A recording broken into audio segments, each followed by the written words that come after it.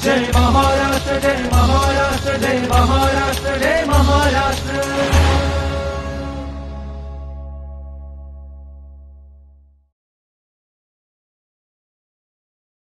मंडळी नमस्कार. माहिती व जनसंपर्क महासंचालनालयाच्या जय महाराष्ट्र कार्यक्रमात मी आपणा सर्वांचं स्वागत करतो. राजीव गांधी प्रशासकीय गतिमानता अभियानात पिंपरी चिंचवड महापालिकेला प्रथम क्रमांक मिळाला. त्याच वेळेला मुख्यमंत्री देवेंद्र फडणवीस यांनी गतिमान सरकारसाठी 100 दिवसाचा जो कार्यक्रम जाहीर केला त्यामध्येही पिंपरी चिंचवड महापालिकेचे महापालिका आयुक्त शेखर सिंग यांना सर्वोत्तम महापालिका आयुक्त म्हणून गौरवण्यात आलं. त्यामुळे पिंपरी चिंचवड महापालिकेला 2 पुरस्कार मिळाले असं म्हणायला हरकत नाही. या संदर्भात जाणून घेण्यासाठी आज आपल्याकडे आलेले आहेत महापालिका आयुक्त पिंपरी चिंचवडचे शेखर सिंग. सर नमस्कार. सर्वात पहिल्यांदा अभिनंदन दोन्ही पुरस्कारांबद्दल. नेमकं 100 दिवसाच्या कामकाजाचं उद्दिष्ट पूर्ण करण्यासाठी तुम्ही कशा पद्धतीने गतिमानता आणलीत? ॲक्च्युली 100 दिवसाच्या प्रोग्राममध्ये माननीय मुख्यमंत्री महोदयांनी जे 7 प्रमुख निकष जे ठरवून दिले होते त्याच्यामध्ये खूप वेगवेगळे त्याचे आयाम आहे. म्हणजे त्याच्यामध्ये खूप सोपा वाटणारा जसं वेबसाईट आहे, खूप सगळ्यांना खूप सोपी वाटतंय. पण खरं नेमका वेबसाईटमध्ये काय काय त्याचे तत्व कसे असले पाहिजे, लोकांच्यासाठी युजर फ्रेंडली कशी असली पाहिजे, एखादा माणूस तिकडे गेला की सहज त्याच्यामध्ये इन्फॉर्मेशन कसं सहजपणाने कशी भेटली पाहिजे, यापासून आपले ईज ऑफ लिव्हिंग मधले 2 इनोव्हेशन प्रत्येक ऑफिसला महानगरपालिकेला निवडायचे होते. ईज ऑफ लिव्हिंगमध्ये आपण पुण्यामध्ये एक ट्रॅफिकची प्रॉब्लेम भरपूर आहे, म्हणून आम्ही आमचे 25 असे जंक्शन घेतले होते जे गुगलच्या डेटामधून सर्वात जास्त कंजेशनचे जंक्शन होते. त्या 25 पैकी 10 जंक्शनला आम्ही कंजेशन फ्री तर मी नाही म्हणणार आहे, पण कंजेशन रिडक्शन बऱ्यापैकी आम्ही काही इंजिनिअरिंग मेजर, काही नॉन इंजिनिअरिंग मेजर तसं आपण करू शकतो. वाहतूक कोंडी कमी करण्यासाठी. आणि त्याच्यामध्ये फॉर एक्झाम्पल एक जंक्शनचा एक्झाम्पल घेतला तर आपला जे कंजेशन आहे तो 9 मिनिटापासून 6 मिनिटावर आला, काही ठिकाणी 15 मिनिटापासून 10 मिनिटावर आला, असं प्रकारचं त्याच्यामध्ये. दुसरा त्याच्यामध्ये ई गव्हर्नन्स रिलेटेड होते, ई ऑफिसचा इम्प्लिमेंटेशन होता. आर्टिफिशियल इंटेलिजन्स, मशीन लर्निंग आता एक प्रकारे एक हॉट टॉपिक प्रत्येक ठिकाणी गेला आणि माननीय मुख्यमंत्री महोदयांनी त्याच्यावर भरपूर भर दिलेला आहे. तर तो वापरून आपल्या ॲडमिनिस्ट्रेशनमध्ये कसा त्याचा वापर करता येऊ शकतात. फॉर एक्झाम्पल आम्ही आमचं जे होर्डिंगचा जे प्रॉब्लेम आहे, आपले जाहिरात जे मोठे होर्डिंग असतात त्यांच्या आपले राज्यामध्ये इतर ओव्हरऑल देशामध्ये प्रॉब्लेम आहे. तर इलिगल होर्डिंग्सला AI आणि मशीन लर्निंग वापरून आम्ही एक कारमध्ये 360 डिग्री कॅमेरा फिरून तो डायरेक्टली व्हिडिओमधून होर्डिंगला डिटेक्ट करताय आणि ते लीगल आहे का इलिगल आहे ते आम्हाला रेड फ्लॅग जनरेट होतात. आमची टीम जात आहे आणि त्याला चेक करताय. अशा प्रकारचे त्याच्यामध्ये बरेच 7 आयाम आहे. मी फक्त थोडक्यात सांगितलं तुम्हाला. प्रमुख बाबी ज्या आहेत त्या कोणकोणत्या आहेत? प्रमुख बाबी जर तुम्ही विचारला तर एक खूप महत्वपूर्ण बाबी पुन्हा आपल्याला सर्वांना असं वाटतंय की रन ऑफ द मिल पण खूप इम्पॉर्टंट होऊन जातो, तो आहे आपला व्हिजिटर्स ऑफिसमध्ये गेल्यानंतर त्यांच्यासाठीची सोयी सुविधा. टॉयलेट बरोबर आहे का नाही, पाण्याची व्यवस्था बरोबर आहे, बसण्याची व्यवस्था बरोबर आहे का नाही. ऑफिसेसमध्ये नेहमी आपल्याला दिसतंय मोठी मोठी फाईल किंवा असं आपले ढीग राहतात. तर त्या रेकॉर्डचं क्लासिफिकेशन, जुने रेकॉर्डचं डिस्ट्रक्शन, रेकॉर्डला प्रॉपर रेकॉर्ड रूम मध्ये लावणे, जुने वाहनाचं निर्लेखीकरण, त्यांचा आपला ऑक्शन.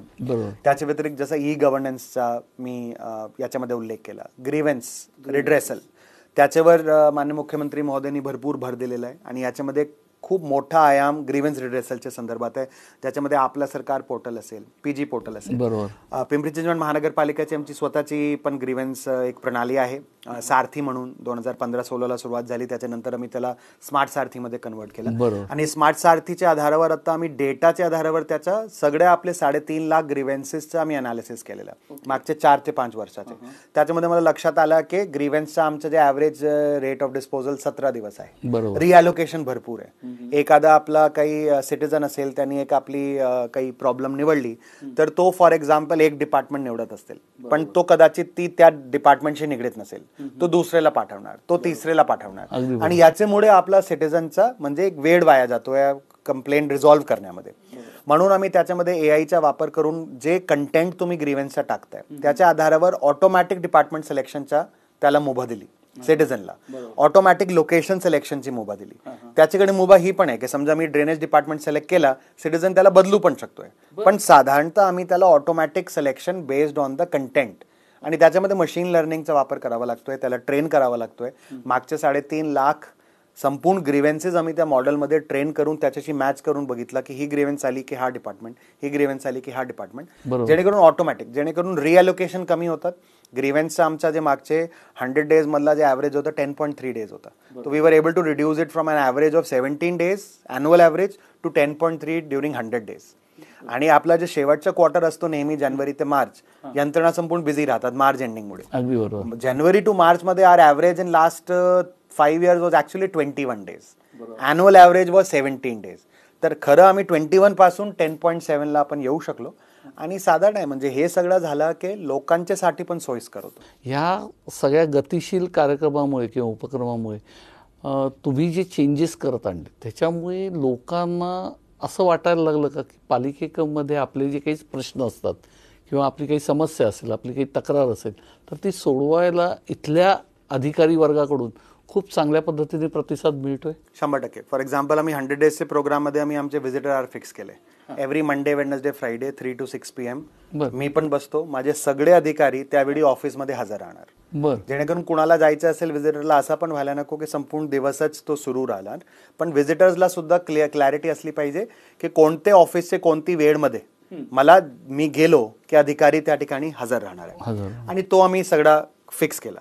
याच्या व्यतिरिक्त जसं मी सुरुवातीला म्हटलं, स्मार्ट सारथीमध्ये आमचे PCMCचे जे आपले नागरिक आहे त्यांना ॲपचं माध्यम अवेलेबल आहे, वेबसाईटचं माध्यम अवेलेबल आहे, हेल्पलाईन नंबर आहे, तुम्ही हेल्पलाईनला कॉल करून सांगू शकतात माझ्या एरियामध्ये ड्रेनेजचा प्रॉब्लेम आहे. त्या सगळ्यांना इंटिग्रेट आम्ही स्मार्ट सारथीमध्ये केलं आहे. पण ह्याच्यामध्ये सर अनेकदा असं वाटतं की सिनियर सिटीजन जे अजून कॉम्प्युटर फ्रेंडली झालेले नाही आहेत, संगणक मैत्री त्यांची नाही, पण ह्यांना मदत करण्याच्या दृष्टीने आणि सिंगल विंडो प्रणाली हा एक कार्यक्रम तुमच्याकडे राबवला गेला, तर तो कशा पद्धत? खूप चांगला पॉईंट तुम्ही घेतला सिनियर सिटीजनचा. म्हणून तुम्ही जर बघणार ना, आमचे जे ग्रीव्हन्सचं जे ट्रॅफिक आहे, मोर दॅन 50% ट्रॅफिक अजून कॉलवरचं आहे, अजून ॲप आणि वेबसाईटवरचा नाही. बिकॉज लोकांना ते सर्वात सोपं वाटतंय की कॉल तुम्ही केला, एक फिक्स नंबर आमच्या स्मार्ट सारथीचा आहे, त्याच्यावर कॉल केला की सगळं आम्ही त्याचं तिकीट जनरेट करतो. तुमच्या मोबाईल नंबरला मेसेज येतो, तुमची अशी कंप्लेंट आली होती, त्याचा हा तिकीट नंबर आहे, तुम्ही त्याची प्रोग्रेस पण ट्रॅक करू शकता.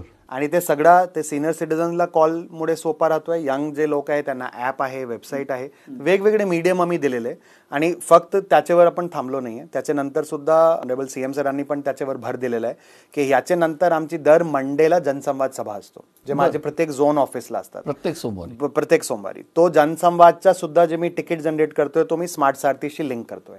जनसंवाद मध्ये सुद्धा तुमच्या समजा स्मार्ट सारथीवर कंप्लेंट रिझॉल्व्ह झाली नाही, तुम्ही जनसंवादला येऊ शकतात. जनसंवादला सुद्धा झाली नाही तर तुम्ही लोकशाही दिवसला जाऊ शकतात. लोकशाही दिवस महिन्याला एक वेळा असतो, जेणेकरून multiple platforms are available for the citizen. Even I will give you a quick example. Even smart सारथीमध्ये तुम्ही एखादी तुमची कंप्लेंट रजिस्टर केली, कॉलने केली काय वेबसाईटने केली, त्याच्यामध्ये सुद्धा समजा तुम्ही सिटीजन म्हणून तुम्ही कन्व्हिन्स झाले नाही की माझा रेझोल्युशन चांगल्या रीतीने झालेला नाही आहे आणि कंप्लेंटला क्लोज करण्यात आलाय, आम्ही सिटीजनला रिओपन करण्याची मुभा दिली आहे. जर तुम्ही तुमची कंप्लेंट रिओपन केली की तुमच्या ते नेक्स्ट लेवल ऑफ ऑफिसरला जाणार, एस्केलेट होणार. पुन्हा तुम्ही कन्व्हिन्स झाले नाही, आम्ही सेकंड टाइम सुद्धा रिओपनिंगची दिली आणि ती सेकंड टाइम तो अतिरिक्त कमिशनरचे कडे जातो, त्या ठिकाणी हिअरिंग होतात आणि प्रॉपरली त्याला रिझॉल्व्ह. याच्यामुळे काय होतोय, ओव्हरऑल सिस्टमवर एक पॉझिटिव्ह प्रेशर क्रिएट होत आहे की नुसतं तक्रारीला बंद केला, 10 तक्रारी क्लोज झाली, त्याच्यामध्ये न जाता क्वांटिटीच्या सोबतच quality of resolution is also very very critical. And that quality we are trying to control. Over and above that almost 34% आम्ही ते 100 डेजमध्ये सुरुवात केली आणि त्याला आता कंटिन्यू करतोय. 100 डेजमध्ये ऑलमोस्ट 34% कंप्लेनंट्सला आम्ही कॉल करून त्यांना फीडबॅक घेतलं. आम्ही आधी मेसेज पाठवत होतो whether you are satisfied or not, पण मोस्टली लोक त्या मेसेजला एवढा रिप्लाय करत नाही. आम्ही कॉल करून त्यांना विचारला. 63% of the people were satisfied. Almost 27% आम्ही रीच करू शकलो नाही. 2% लोक डिससॅटिस्फाईड होते, ज्याच्यापैकी 1% लोकांनी म्हटलं की आमची कंप्लेंट रिझॉल्व्ह न होता क्लोज करण्यात आली. अशी 524 कंप्लेंट आम्ही फोर्सफुली रिओपन केली. जे सिटीजनने नाही केली, पण कॉलवरचा आम्हाला फीडबॅक भेटला की कंप्लेंट रिझॉल्व्ह झाली नाही, तर फोर्सफुली आम्ही केली. आणि या सगळ्याचा आम्ही आमच्या अधिकाऱ्यांच्यासाठीचा एक रँकिंग फ्रेमवर्क बनवलाय. तुम्ही जर सिटीजननी कॉलवर डिससॅटिस्फाईड म्हटला मायनस मार्क्स असणार आहे, सॅटिस्फाईड म्हटला प्लस असणार आहे, 15 दिवसाच्या आत केली प्लस मार्क्स असणार आहे, 15 दिवसाच्या नंतर रिझॉल्व्ह केली मायनस असणार आहे, आणि त्याच्यानंतर लेस दॅन -150 मार्क्स झाले की नोटीस इश्यू होईल, त्याच्यानंतर मेमो इश्यू होईल आणि त्याच्यानंतर डिपार्टमेंट क्वेरी जर बिलो 300 गेले तर all this there is both incentive disincentive model to push our officers that actual citizen complaint should be resolved in a good manner. ह्या सगळ्याचा परिणाम मालमत्ता कर किंवा जो वेगवेगळ्या डिपार्टमेंट्सचा जो निधी जमा होण्याचा हे होता, लोकांकडनं पैसे भरण्याचा, ह्याचा एक संकलनाचा रेशिओ वाढला. आणि तो वाढत असताना तुम्ही नवीन वेगवेगळ्या उपाययोजना आखले, उपक्रम राबवले. हे काय उपक्रम होते आणि त्याचा तुम्हाला रिस्पॉन्स कशा पद्धतीने दिला? Actually property tax improvement programme म्हणून आम्ही जवळपास 2.5 ते 3 वर्ष आधी सुरुवात आम्ही त्याची केली होती. त्याच्यासाठी आम्हाला आता 24-25चा राजीव गांधी प्रशासकीय गतिमानता अभियान सुद्धा प्रॉपर्टी टॅक्सचे संपूर्ण प्रोग्रामसाठी भेटलाय. त्याच्यामध्ये एक जे आम्ही सुरुवात केली होती, सर्वात आधी आपले माननीय मुख्यमंत्री महोदय पण नेहमी म्हणतात आणि तो खरा पण आहे, government is the biggest generator of data. Right. आणि जर आपण त्या डेटाला इंटेलिजंटली वापरू शकलो नाही तर data is like a data dump. तो पडून आहे, त्याचा म्हणजे नुसतं पडून आहे, त्याचा काही फायदा उपयोग होणार नाही. PCMC generally has been a very pioneering organisation, म्हणजे खूप सुरुवातीपासूनच बरेच गोष्टींमध्ये पायनर राहिली. प्रॉपर्टी टॅक्सचा डेटाचा विचार केला, 7-8 वर्षाचा माझ्याकडे डेटा होता, तर सगळा डेटा मी काढला. सर्वात आधी आमच्या असं लक्षात आलं की त्या डेटाला डेटा क्लिनिंगची गरज आहे. म्हणजे समजा तुमचे प्रॉपर्टी टॅक्स, तुम्ही एक प्रॉपर्टीचे ओनर आहे, तुमचा जे डेटा माझ्याकडे आहे, तुमचा मोबाईल नंबर अपडेट नसणे, ॲड्रेस अपडेट नसणे, लॉंगिट्यूड लँडिट्यूड अपडेट नसणे, म्हणून आम्ही 23-24 पासून जे प्रॉपर्टी बिलाचा वाटप आधी टेंडरने कॉन्ट्रॅक्टरच्या मार्फत असायचा, 23-24 पासून आम्ही महिला बचत गटांच्या मार्फत सुरुवात केली. महिला बचत गटांनी 600 महिला बचत गटांना, महिलांना आपण त्याच्यामध्ये इन्व्हॉल्व्ह केला. त्यांना पर बिलचे मागे आम्ही त्यांना पैसे दिले, जे आधी कॉन्ट्रॅक्टरला देत होतो, नंतर डायरेक्टली महिलांना गेले. 1 महिन्यामध्ये त्यांनी 6.5 लाख बिलांचा वाटप केला. त्याचा एक फायदा झाला की प्रत्येक माणसाच्या हातात बिल पोहोचला की मला एवढा भरायचं आहे, जे की आधी इन्फॉर्मेशन जात नव्हती. पण त्याच्या पलीकडे जाऊन सर्वात मोठा जे बेनिफिट त्याचा झाला, महिलांना मी एक ॲप दिली, सिम्पल ॲप होती, त्याच्यामध्ये बिलचा वाटप करायचा, त्यांचा मोबाईल नंबर, ॲड्रेस वगैरे सगळा अपडेट करायचा. 1,70,000 मोबाईल नंबर महिलांनी 1 महिन्यामध्ये अपडेट केले. जवळपास 80,000 ॲड्रेस अपडेट झाले. ऑलमोस्ट 2.25 लाख लॅटिट्यूड लॉंगिट्यूड कॅप्चर झाले. आणि सगळं आमच्याकडे डेटा खूप छान क्रिएट झाला. त्याचा फायदा आम्ही पुढे काय केला की कम्युनिकेशन टार्गेटेड पाठवायची सुरुवात केली. नेहमी गव्हर्नमेंटमध्ये कसं असतो, कम्युनिकेशन बल्क कम्युनिकेशन असतो, सर्वांना कॉमन मेसेज जाणार. पण आजचा जे आपला डे आणि एज आहे, that is a age of targeted communication. तुमचा मेटा आहे, इंस्टाग्राम आहे, फेसबुक आहे, जे ॲडव्हर्टाइजमेंट तुम्हाला इंस्टाग्रामला दिसतं तो मला दिसत नाही, तो तिसऱ्या माणसाला दिसत नाही, तो तुमचे याच्यावर अवलंबून आहे, तुमची स्वतःची प्रेफरन्सेस वगैरे वगैरे. म्हणून जे आमच्याकडे प्रॉपर्टी टॅक्सेशनचा सगळा डेटा आला, त्याच्यामध्ये आम्ही काय केलं, आम्ही इन्सेंटिव्ह देतोय लोकांना. 10% जर तुम्ही एप्रिल ते जून मध्ये प्रॉपर्टी टॅक्स भरला, बरेच लोक Q4 मध्ये भरतात, त्याच्यामुळे मला इंटरेस्टचा लॉस होतोय, त्यांना इन्सेंटिव्ह भेटत नाही. तर आम्ही लोकांना असा मेसेज पाठवायची सुरुवात केली, मागचे 5 वर्षामध्ये तुम्ही Q4 मध्ये भरला होता, तुम्ही 5,000 रुपयाचा इन्सेंटिव्ह गमावलाय. तो 5,000 बघून लोकांना वाटते की कसा काय करायचा, म्हणून आम्ही Q4 मधून Q1 ला लोकांना शिफ्ट करू शकलो. ऑलमोस्ट मोर दॅन 1.25 लाख लोक जे आधी Q4 Q3 मध्ये भरत होते, 23-24 मध्ये Q1 मध्ये भरले. आणि त्या नंबर आमच्या जे 22-23 मध्ये 250 कोटी पहिले क्वार्टर मध्ये जमा झाले होते, 23-24 मध्ये तो 450 कोटीला पोहोचला. म्हणजे एवढा जम त्याच्यामध्ये झाला. आणि याच्यानंतर सुलभता त्यांना करून देणे, UPI गेटवे, वेगवेगळे पेमेंटचे ऑप्शन देणे, digital medium, digital payments increase by 80% within the only 2 years. त्याचा मोठा ॲडव्हान्टेज होता की लोकांना आम्ही, तुम्हाला मेसेज जायचा, तुमच्या एवढा प्रॉपर्टी टॅक्स पेंडिंग आहे, this is the link, you click the link, it goes to UPI, आणि सरळ आणि सोपा. आता लोकांना सवय अशी झाली की everything they need on their convenience, so we have to provide that convenience. त्याचे पुढे जाऊन एक खूप मोठा जे आम्ही याच्यामध्ये रिफॉर्म जे केला, मागच्या वर्षीपासून सुरुवात झाली, ती होती ड्रोन मॅपिंग द्वारा प्रत्येक प्रॉपर्टीचा ड्रोन मॅपिंग करणे. त्याच्यामुळे मला फायदा काय झाला, ड्रोन मॅपिंगचे मुळे प्रत्येक प्रॉपर्टीचा फुटप्रिंट आपण घेऊ शकलो. आम्ही जेव्हा ड्रोन मॅपिंग सुरुवात केली, आमची टोटल प्रॉपर्टीचा नंबर होता 6,53,000, ऑलमोस्ट 6.53 लाख. ड्रोन मॅपिंग मध्ये जवळपास 2.5 लाख अनअसेस प्रॉपर्टी आम्हाला सापडली, जे आधी आमचे प्रॉपर्टी टॅक्स नेटमध्येच नव्हते. आणि our properties jump from 1.25 lakh to 8.7 lakh. पण मग ह्याचा म्हणजे त्या मालमत्तेचं पण निधी संकलनात सहभाग झाला. तेच ना, आता तो त्या मालमत्तामुळे जे 2.5 लाख मालमत्ता आपले वाढले, दरवर्षीच आमचा प्रॉपर्टी टॅक्स 350 कोटीने वाढला. आणि जे एरियर्स होते, बिकॉज हे प्रॉपर्टी तर 4-5-6 वर्षापासून असतील, त्यांनी तर भरलेलाच नाही, बिकॉज आम्ही त्यांना डिमांडच केलेली नाही, ते एरियर्स नुसता 850 कोटीचा आहे. तर टोटल 1300 कोटीचा total advantage and every year advantage of about 350 crore. आणि त्याचे व्यतिरिक्त फॉर एक्झाम्पल बिल्डिंग परमिशन जो आम्ही देतो, बिल्डिंग परमिशन आम्ही आता ऑटोमॅटिकली इंटिग्रेट केलं आहे बिल्डिंग परमिशन मॅनेजमेंट सिस्टमला. प्रॉपर्टी टॅक्सची तुम्ही ओसी घेतला, ऑक्युपन्सी सर्टिफिकेट, सरळ तो डायरेक्टली आमच्या प्रॉपर्टी टॅक्समध्ये येणार आणि प्रॉपर्टी टॅक्सचा मीटर सुरुवात होणार. त्याच्या व्यतिरिक्त IGR जो असतो रजिस्ट्रेशन, जेव्हा तुम्ही अपार्टमेंटच्या खरीद फरोख करतात त्याच्यामध्ये जे ट्रान्सफर प्रॉपर्टी टॅक्स आम्ही 0.25% कॅपिटल व्हॅल्यूचा लावतोय तो पण आम्ही इंटिग्रेट केला. तर एखाद्या प्रॉपर्टीचा रजिस्ट्रेशन झाला की लगेच तो माझ्याकडे इन्फॉर्मेशन येतात आणि त्यांचे पुढचे प्रॉपर्टी टॅक्सेशनचे बिलमध्ये 0.25% आम्ही त्यांना जोडून पाठवतो. तर all these leakages we are trying to close.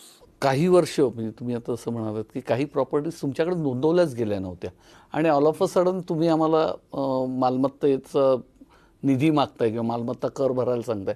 अशा वेळेला लोकांच्या काही तक्रारी किंवा लोकांचे काही जुने हे असतील प्रश्न, अगदी बरोबर. मग त्या प्रश्नांची उकल कशी केली? त्याच्यामध्ये आम्ही काय केलं की ड्रोन सर्वेला आम्ही नुसतं ड्रोन सर्वेला थांबलो नाही. आम्ही ड्रोन सर्वेच्या नंतर जे 2.5 लाख प्रॉपर्टी आली, इनफॅक्ट नॉट जस्ट 2.5 लाख, उरलेले जे आम्ही 6.25 लाख जे आमचे ऑलरेडी डेटाबेसमध्ये होता, सगळे 8.9 लाख प्रॉपर्टीजला आम्ही ग्राउंड ट्रुथिंग पण केली. आमची सर्वेची टीम गेली, सगळा आतला मेजरमेंट केला, बाहेरचा मेजरमेंट केला. त्या सगळा त्याच्यामध्ये एक प्रत्येक प्रॉपर्टीचा आम्ही एक प्रकारे मॅप क्रिएट केला. म्हणजे त्यांचा संपूर्ण इंटरनल मेजरमेंट, तुमचे हे 4 रूम आहे, त्या 4 रूमचा हा आपला मेजरमेंट आहे, टोटल तुमची प्रॉपर्टीचा हा एरिया आहे, ह्या असं आम्ही तुमच्या प्रॉपर्टीचा हे सॅटिस्फाय करत नाही, सगळा सॅटिस्फाय करत नेला. आणि त्याच्यानंतर नोटीस आम्ही बजावला सर्वांना, त्यांच्या व्हॉट्सॲपला, त्यांच्या फोनला त्यांना नोटीस बजावला. त्यांना ऑनलाईन मुभा दिली की तुम्ही क्लिक करा, तुमचे घराचा नक्षा बघा, इफ यू आर सॅटिस्फाईड की इंटरनल मेजरमेंट सगळी आम्ही ओके केली आहे आणि तुम्हाला कॉन्टेस्ट करायचं नाही तर तुम्ही ओके करा, पुढे प्रॉपर्टी टॅक्स भरा. ज्यांना ऑब्जेक्शन आहे तुम्ही ऑब्जेक्शन रेज करा आणि आम्ही हिअरिंग घेतोय. तर त्यांना आम्ही सर्व आपले हे टप्पे करून दिले जेणेकरून आम्ही त्यांना म्हणजे दे शुड नॉट फील की असा अचानक असं झालं. आणि खरं पिंपरी चिंचवडकरांना सर्वांना मला धन्यवाद केला पाहिजे की त्यांनी या संपूर्ण प्रोग्राममध्ये आम्हाला खूप चांगला सपोर्ट केला आणि लोकांचा ओव्हरऑल म्हणजे पॉझिटिव्ह या संदर्भातला आहे. पण आम्ही त्यांना एव्हेन्यू सुद्धा सगळे दिले. कुणाला ऑब्जेक्शन असेल they can absolutely raise objection. Shekharji, जसं ऑनलाईन सुविधा किंवा मालमत्ता ज्योतीसारखे उपक्रम तुम्ही राबवले, तर नेमकं त्याच्याबद्दल थोडक्यात काय सांगाल? मालमत्ताच्या संदर्भातला एक सिद्धी म्हणून एक प्रकल्प जे आम्ही राबवला होता, जो मी आता मध्ये पण तुम्हाला सांगितलं. सिद्धी प्रकल्पमध्ये आम्ही महिलांच्या मार्फत संपूर्ण डेटाबेसचा क्लिनिंग केला. त्याच्यामध्ये मालमत्ताची जी आपली जप्ती असतात त्याच्यामध्ये सिद्धी म्हणून जे ॲप आम्ही महिलांच्या पासून सुरुवात केलं त्याला आम्ही पुढे एक्सटेंड आता केलाय आणि तो सिद्धी ॲप आता टोटल ओव्हरऑल मालमत्ताच्या संदर्भातला डेटा कलेक्शनचा एक टूल बनलाय, डॅशबोर्डचा टूल बनलाय. जेव्हा मी मालमत्ताची जप्तीसाठी पुढे जातो तर मालमत्ताची जप्ती करताना आधी काही ट्रॅकिंग नसायची. आता आम्ही ट्रॅकिंग कसं करतोय की ज्या ज्या मालमत्ता एरियर्स 5 लाख पेक्षा जास्त झाले त्यांना सर्वांना आम्ही फॉर एक्झाम्पल आम्ही ठरवलं की त्यांची यावर्षी मी जप्ती करणार. सर्वात आधी मूवेबल आयटम्सला आम्ही हे करतोय, त्याच्यानंतर इमूवेबल प्रॉपर्टी म्हणजे प्रॉपर्टीला सुद्धा आम्ही सीलिंग करतोय. तर त्या संपूर्ण मालमत्ता जप्तीचा संपूर्ण जे आपली प्रक्रिया असतात, संपूर्ण जे टप्पे असतात त्यांना आम्ही सिद्धी ॲपच्या मार्फत ट्रॅक करायची सुरुवात केली. समजा मी एक गटलिपिक आहे, माझे एरियामध्ये 5 लाख पेक्षा जास्त असणारे 20 मालमत्ता एरियर्स आहे. आधी गटलिपिक वगैरे काय करायचंय, कोणाची ओळख असायची त्याला सोडून द्यायचं, या माणसाला सोडून द्यायचं, त्या माणसाला पकडून घ्यायचं. त्यामध्ये बरेच गैरप्रकार असण्याची सुद्धा शक्यता असू शकते त्याच्यामध्ये. म्हणून आम्ही तो सगळा आम्ही सगळं त्यांच्यावर आता अवलंबून काही नाही. मी गटलिपिक आहे, माझ्या एरियामध्ये 5,000 प्रॉपर्टी आहे, 5,000 प्रॉपर्टीपैकी 10 प्रॉपर्टी आहे ज्यांचे एरियर्स 5 लाख पेक्षा जास्त आहे, तर मला त्या 10ची जप्ती प्रक्रिया सुरू करावी लागेल. मला त्यांना जप्तीचे नोटीस देणे, जप्ती चिटकावणे, फोटो त्याच्यामध्ये टाकण्यापासून सगळी पुढची ऑप्शन पर्यंतची सगळी प्रक्रिया आता मी हेडक्वार्टरमध्ये बसून ट्रॅक करू शकतोय. म्हणून फील्ड फंक्शनरीच्याकडे आता ऑप्शन नाही आहे काही. जे काही लोक सगळे 5 लाखाचे वरचे एरियाज वाले सर्वांना त्यांना करावं लागेल. त्याच्यामुळे काय असतं, एक तर अननेसेसरी जे अनड्यू बेनिफिट, वेस्टेड इंटरेस्ट त्याला आपण आळा बसून घेऊ शकतोय आणि एक फेअरनेस येते. सर्वांना वाटते की आमच्या सर्वांच्याच जाणार आणि तो आमच्या याच्यामध्ये झालाय. मोठे लोकांच्या पासून आपण जप्तीची सुरुवात केली. आपण काही लहान माणसाच्या पासून, स्मॉल एस्टॅब्लिशमेंट पासून सुरुवात नाही केली. मोठे एखादी काही इन्स्टिट्यूशन असेल, मोठा एखादा काही हॉटेल असेल, काही हे असतील, आम्ही तेच पासून सुरुवात केली जे आपले एरियर्स वाले होते. That also sent a confidence in the city की सर्व लोकांना आपण फेअरली आणि आपण इम्पार्शली त्यांना आपण टॅकल करतोय. म्हणून हे संपूर्ण जे जप्तीचा जे प्रोग्राम आहे तो पण सिद्धी ॲपचे मुळे मला त्याचा खूप एक चांगला बेनिफिट त्याचा. तिसरा आहे आपला डेटाचा युजेस, डेटाचा अनालिसिस. नॉट जस्ट डेटा असणे, पण त्या डेटाच्या आधारावर अनालिसिस करून, इन्फ्रेन्शियल प्रिडिक्टिव्ह अनालिसिस करून त्याचा वापर याच्यासाठी कसा करू शकतोय तो करणे. आणि शेवटी I think drone survey also. तर हे सगळे जर तुम्ही त्याला मिक्स केला, लेटेस्ट टेक्नॉलॉजीचा वापर या सगळ्यासाठी जास्तीत जास्त करण्याचा प्रयत्न केला आणि लोकांचा प्रतिसाद त्याला चांगला मिळत. कसा असतो प्रॉपर्टी टॅक्सेशन कोणती पण महानगरपालिकेच्यासाठी ऑलमोस्ट 25 टू ॲटलिस्ट PCMCच्या मानाने जर बघितलं तर आमच्या टोटल बजेटचा ऑलमोस्ट 20% त्याचा भाग असतो. अगदी बरोबर. आणि ही एक अशी गोष्ट आहे जे माझ्या हातात आहे. GST रेव्हेन्यू जे मला government of India, government of महाराष्ट्राच्या कडून येतात, तो एकदा आमचे फिक्स झाले त्याच्यामध्ये 10% वाढ असतो. त्याच्यामध्ये मला काही फारसा काही करता येत नाही, जे येत आहे ते वरून येत आहे. प्रॉपर्टी टॅक्सेशन एक अशी गोष्टी आहे ज्याच्यामध्ये आम्ही इंटरव्हेन्शन करून महानगरपालिकाच्या मार्फत त्याच्यामध्ये 100% रेव्हेन्यू वाढवण्याची गरज आहे. रेव्हेन्यू चांगलं झालं, आपली सिच्युएशन चांगली झाली की आपला ओव्हरऑल आपली फायनान्शियल हेल्थ चांगली होतो. आता मागच्या वर्षी आम्ही म्युन्सिपल बॉन्ड काढला होता 200 कोटीचा. त्याचा आम्हाला इन्सेंटिव्ह सुद्धा गव्हर्नमेंट ऑफ इंडियाच्या मार्फत 26 कोटीचा भेटला. त्याच्यामध्ये पिंपरी चिंचवड महानगरपालिकेची जी रेटिंग असतात ना, क्रेडिट रेटिंग जे करतात, आता आमच्या बॉम्बे स्टॉक एक्सचेंजमध्ये आम्ही म्युन्सिपल बॉन्ड काढला होता, त्याच्यामध्ये AA+ रेटिंग होती आमची. आणि ते AA+ रेटिंग भेटण्यामध्ये किंवा चांगलं रेटिंग भेटण्यामध्ये, चांगली फायनान्शियल हेल्थमध्ये दिस revenue buoyancy becomes very important. की तुमचं इयर ऑन इयर तुमचं प्रॉपर्टी टॅक्समध्ये, इतर रेव्हेन्यूजमध्ये वाढ किती होतोय. बिकॉज लोकांची अपेक्षा वाढत आहे, आपलं इन्फ्रास्ट्रक्चरचा स्केल वाढत आहे. आता आपल्या आधीचे इन्फ्रास्ट्रक्चर बघा, आत्ताचे बॉम्बेचाच तुम्ही एक्झाम्पल घेतला, सी कोस्ट आपला कोस्टल रोड पासून नंतर आपला अटल सेतू असेल, आमच्या मानाने तुम्ही बघितलं आमचे नदी पुनरुज्जीवनचे प्रोजेक्ट आहे, STPचे प्रोजेक्ट आहे, असे प्रोजेक्ट आहे 500 कोटीचे, 1000 कोटीचे, 1500 कोटीचे. ते बॉम्बेच्या मानाने कमी आहे, पण PCMC सारखे शहराच्या मानाने तो पण खूप मोठे आहे. म्हणून त्याच्यासाठी आपल्याला रेव्हेन्यू बॉयन्सीची खूप जास्त गरज आहे. प्रत्येक महानगरपालिकेचा I think for providing better services to the people आपल्याला रेव्हेन्यू ऑगमेंटेशन कसा करता येईल, that has to be one very critical factor. तुम्ही मगाशी सांगितलं की आता 150 दिवसाचा नवीन हे येतोय, तर लोकांसाठी अजून तुम्ही कोणत्या वेगवेगळ्या सेवा सुरू करण्याचा विचार करताय किंवा उपक्रम? 150चा जे कार्यक्रम आहे ते माननीय मुख्यमंत्री महोदयांचा आहे. पण तुम्ही पण एक स्वतःची अशी टाइम फ्रेम बनवली असेल? आम्ही स्वतःची टाइम फ्रेम आज रोजी जे सगळं हे प्रोग्राम शासन जे रन करताय महाराष्ट्र शासन, आम्ही त्याच्याशी अलाईन आमचे सगळे प्रायोरिटीज 100 डेजमध्ये पण केली होती आणि आता 150 डेजमध्ये पण करतोय. त्याच्यामध्ये पुन्हा एक जे मुख्य भर देण्यात आला आहे तो आपला गव्हर्नन्स रिफॉर्म्सवर देण्यात आला आहे. आणि तो याच्यासाठी आहे इम्पॉर्टंट. आता रिसेंटली CM सर पुण्याला होते, ते एक याच्यामध्ये सांगत होते आणि तो अगदी खरा आहे की technology is agnostic towards caste, towards class, towards gender. काही फरक पडत नाही की कम्प्युटरच्या मागे बसलेला माणूस कोणी पण असू शकतो. जर आम्ही त्याला सर्व्हिस ऑनलाईन माध्यमाने देऊ शकतोय तर all these barriers can be broken. म्हणून जास्तीत जास्त सर्व्हिसेस RTS मध्ये आणणे, जास्तीत जास्त सर्व्हिसेस जे RTS मध्ये त्यांना ऑनलाईन देणे आणि ऑनलाईन देताना सुद्धा सुलभ रीतीने देणे, जेणेकरून लोकांना एक प्रकारे ज्याला गव्हर्नमेंट प्रोसेस रिइंजिनिअरिंग आता आपण म्हणतो की एखादा तुम्ही सर्व्हिसेस घेताना आज रोजी तुम्हाला 40 कागदपत्र द्यावे लागतोय, तर त्या 40ला उद्या 10वर आणता येऊ शकताय काय, 5वर आणता येऊ शकताय काय, जेणेकरून नागरिकांना कमीत कमी त्यांनी कागदपत्र द्यावे आणि आपल्याला सुद्धा ड्यू डिलिजन्स करण्यासाठी जेवढे आवश्यक आहे, अत्यावश्यक तेवढेच कागदपत्र त्यांच्याकडून घेणे. असा खूप वेगवेगळे प्रकारचे याच्यामध्ये पुढचे 150 दिवसांचे संपूर्ण प्रोग्राममध्ये HR रिफॉर्म, ह्युमन रिसोर्स रिफॉर्म्सवर भरपूर भर देण्यात आला आहे.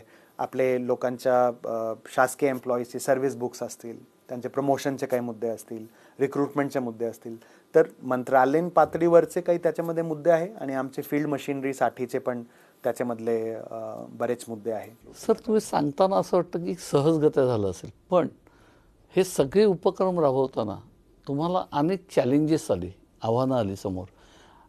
त्या आव्हानं कोणत्या प्रकारची होती, त्याला तुम्ही तोंड कशा प्रकारे दिलं?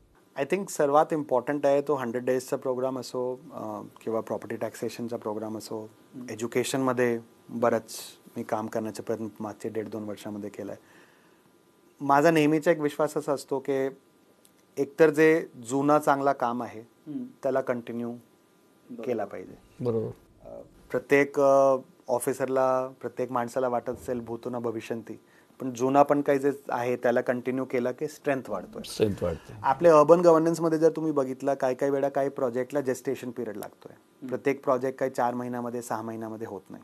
म्हणून त्यांना जे स्ट्रेंथ ऑलरेडी ऑर्गनायझेशनची स्ट्रेंथ आहे त्याच्यावर बिल्डअप केलं पाहिजे. प्रॉपर्टी टॅक्सेशनच्या जेव्हा आम्ही प्रोग्राम सुरुवात केला, ऑलरेडी आमची स्ट्रेंथ होती की डेटा माझ्याकडे होता, त्या डेटावर मी प्ले करू शकलो. जर तो जुना डेटा नसतं तर मी त्याच्यावर काही करू शकलो, पण त्याचा वापर करून आम्ही त्याच्यावर करू शकलो. पण मोस्ट इम्पॉर्टंट आय थिंक जे संपूर्ण एक विजन आहे तो विजन खालचे माणसाचे पर्यंत पर्कोलेट झाला पाहिजे. तर जेव्हा आपलं राज्याचे प्रमुख म्हणून माननीय मुख्यमंत्री महोदय असं सगळं सांगतात, आपले ऑर्गनायझेशनमध्ये आम्ही समजा कमिशनर म्हणून आमचे लोकांना तेव्हा तो विजन पर्क्युलेट शेवटच्या माणसांपर्यंत होतो. आणि तेव्हा तुमचं ऑर्गनायझेशनचा प्रत्येक माणूस त्याच्यासाठी then you become like a well oiled machinery where every part is working well. And if every part works well, that is when the car starts to move. So I think, according to me, that transforming of that vision to begin with is very, very critical. आणि नंतर त्याच्यामध्ये तर जे काही challenges आहे, you try to resolve that. And I think teamwork is also very critical. I was fortunate की PCMC मध्ये team खूप चांगली आहे. सर्व आमचे अधिकारी, HODs, सर्व employees. PCMC has been one of those organizations which is very, very progressive. Institutional capacity खूप चांगली आहे. आणि institutional capacity ला वाढवण्याचे सुद्धा आम्ही प्रयत्नता, त्यांची कॅपॅसिटी बिल्डिंग आहे, ट्रेनिंग आहे, त्यांचे वेगवेगळे इश्यूज आहे, त्यांना कसा रिझॉल्व्ह करता येईल. And we have been trying to also innovate. Quick example if I can give, when we started with the property taxation programme, आम्हाला रिअलाइज असा झाला की data has a lot of power and we can use that data. So that is why now we started something called a city hub for data communication. जे आम्ही एक डिपार्टमेंटपासून property टॅक्सेशनपासून सुरुवात केली होती, आता त्याला आम्ही स्केलअप 8 डिपार्टमेंट्समध्ये करतोय. एज्युकेशनमध्ये, हेल्थमध्ये, एन्व्हायरमेंटमध्ये, ड्रेनेजमध्ये, बिल्डिंग परमिशनमध्ये. आणि त्याच्या सगळ्याचं मागचं कारण एवढाच आहे की जे एवढा सगळं डेटा आपल्याकडे पडून आहे त्याला स्टँडर्डाइज करणे, डेटा लेक क्रिएट करणे. डेटा लेक म्हणजे एक असा प्रकारचं, म्हणजे लेक म्हणजे तसा मेटामॉर्फिकल डिजिटल लेक आहे तो, ज्याच्यामध्ये प्रत्येक डिपार्टमेंट जे डेटा घेतोय, सिटिझनच्याकडून डेटा घेतोय, तो डेटाला स्टँडर्डाइज करणे आणि इंडेक्सेशन प्रॉपर करणे, जेणेकरून एज्युकेशन डिपार्टमेंटला जर का हेल्थ डिपार्टमेंटचा डेटा पाहिजे तर तो डेटा प्रॉपरली फेच क्वेरीच्या आधारावर करू शकतोय. आणि तो डेटाचा वापर करून सिटिझनशी आम्ही प्रॉपरली कम्युनिकेट करू शकतोय. त्या डेटाच्या आधारावर बेटर प्रिडिक्टिव्ह अनालिसिस करू शकतोय, डेटाच्या आधारावर बेटर इन्फ्रेन्शियल अनालिसिस करू शकतोय, जेणेकरून we can you know at the end of the day या सगळ्या खडाटोपचा मुख्य केंद्रबिंदू आपला नागरिक आहे. बरोबर. नागरिकांना चांगली सुविधा देऊ शकलो, इन टाइम देऊ शकलो, विथ सर्टनिटी देऊ शकलो, ट्रान्सपरंटली देऊ शकलो, इम्पार्शली देऊ शकलो, that is the whole reason why we are trying to do this. Data would itself help us deliver those services, I think, much better. खरोखरच खूप चांगलं तुम्ही हे करतात की याच्यातून चांगल्या प्रकारे गतिशील प्रशासन होईल, चांगल्या पद्धतीच्या सुविधा मिळतील. आणि तुम्हाला पुन्हा एकदा शुभेच्छा की पुढच्याही दिवसांमध्ये अधिकाधिक चांगले येऊ शकतील. तुम्ही इथे येऊन जी माहिती दिली त्याबद्दल जय महाराष्ट्र कार्यक्रमातर्फे तुमचे आभार मानतो. धन्यवाद. जय महाराष्ट्र, जय महाराष्ट्र, जय महाराष्ट्र, जय महाराष्ट्र.